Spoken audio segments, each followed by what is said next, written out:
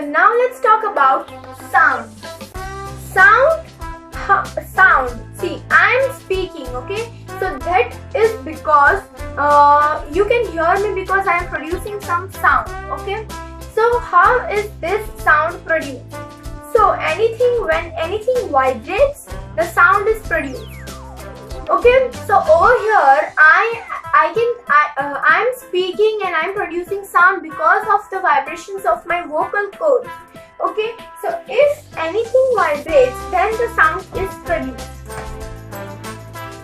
Okay, so if you have a metal scale, and we all students have once in our life we have done that. We are keeping scale on the bench and we are just shaking that scale to irritate each other, right? So the scale is vibrating, and because of which the sound is produced.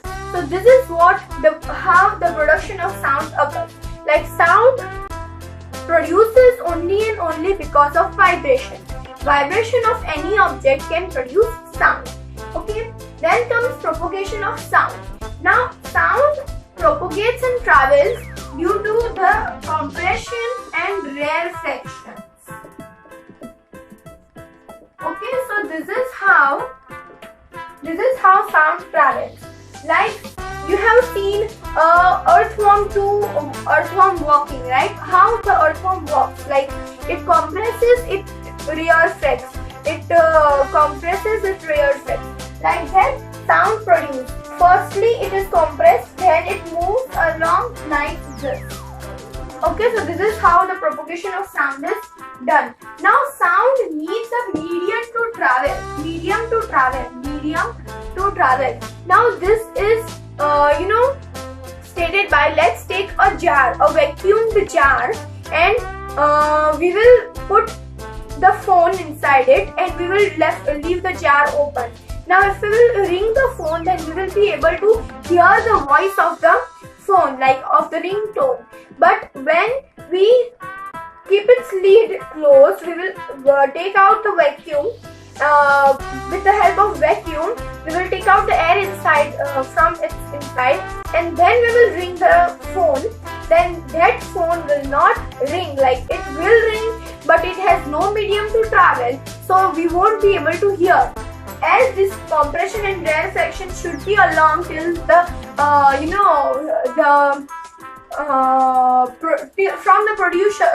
from the origin to the place where it has to go. So then it needs some medium to travel. So if it has no medium to travel, then sound won't be able to travel. Then comes sound waves or longitudinal waves. How can we say that sound waves are longitudinal waves? They are longitudinal waves as they go with the by producing crest and throws. So they are said as longitudinal waves. Characteristics of sound include frequency, amplitude, and speed. Okay, so let's firstly make some diagrams.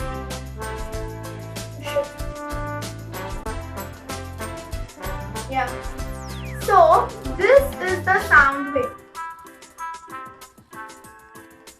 Okay, the sound wave is producing crests and throws for traveling. Okay, so sound wave is producing crests and throws for traveling.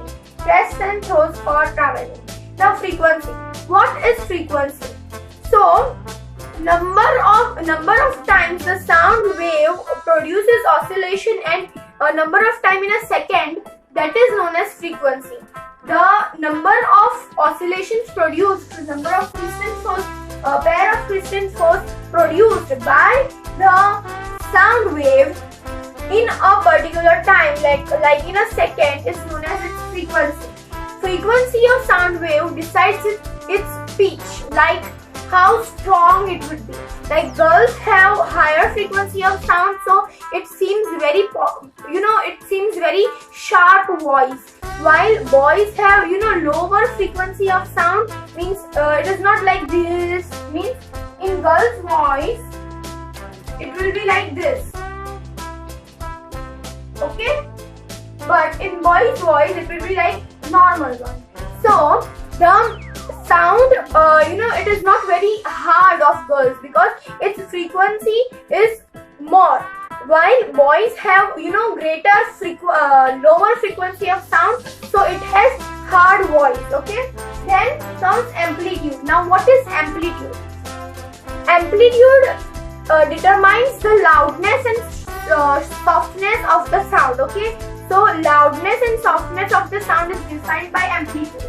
The length wave, see the distance between the crest and consecutive crest or throws is known as its wavelength. So wavelength defines the amplitude. If the wavelength is more, then the amplitude will be more or loudness will be more, and if wavelength is less, then the amplitude will be less and the loudness will be less.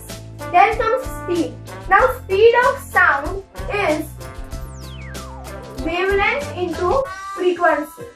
Okay, so speed of sound is wavelength into frequency. So what is the wavelength and frequency of occurring the sound can determine the speed of the sound. Okay, now speed of sound depends upon its medium.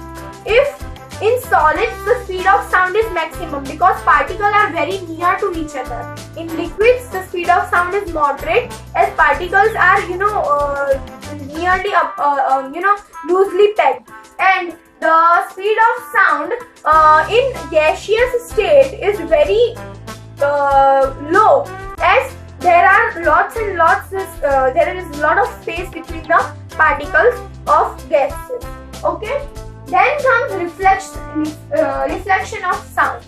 Now if reflection of sound means as light reflects through a medium, then similarly sound also reflects. So first is echo. Now echo occurs when the distance at the speed of 344 meter per second, and the distance would be this much meter. In second would be this much second. Okay, if there is this at least 17.2 meter distance between the object and the sound, and its speed is this much, and if it travels and come back in 0.1 second, then we would be able to hear the echo, or else we won't be able to hear echo. Echo occurs everywhere, but it does not come into our recognition. Okay, then comes reverberation. Now what is reverberation? Reverberation when in a hall or in a big hall like thing, and if we speak something and that comes for a very frequent time, let us say like 5 or 6 times, thus our sound will be we will be able to hear our sound us itself. So this phenomena is known as reverberation. Then comes uses of multiple reflection of sound. Now doctors use stethoscopes. So these stethoscopes,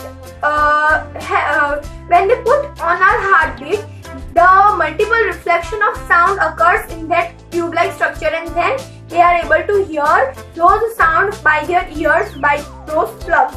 So this is how stethoscopes work, and multiple reflection of sounds work.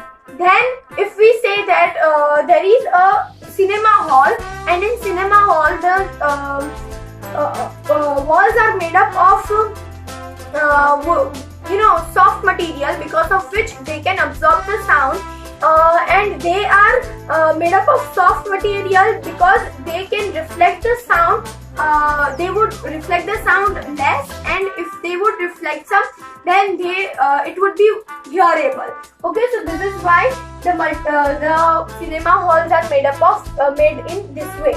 So this is how multiple reflection of sound occurs. Then comes range of hearing. So normal people or normal humans have range of hearing from 20 Hz to 20 kilohertz or 20,000 Hz. Okay, we cannot hear the range below the 20, means if the sound is below the 20 Hz, see I haven't made any sound, but if I have made, then I am not able to hear because it is less than 20 Hz. Okay, and if it is more than 20 kilohertz, then we won't be able to hear those sounds. So range of hearing is 20 hertz to 20 kilohertz. Okay, then there is a structure of human ear, then ultrasound waves, and there is lots and lots of things next to this, and we will be checking those things out in part 2 of sounds chapter. So stay tuned for part 2, and also give this video a thumbs up, comment down if there are any suggestions. Also share this video as much as possible, subscribe to my channel and hit the bell icon so that you can get my latest updates. Thank you.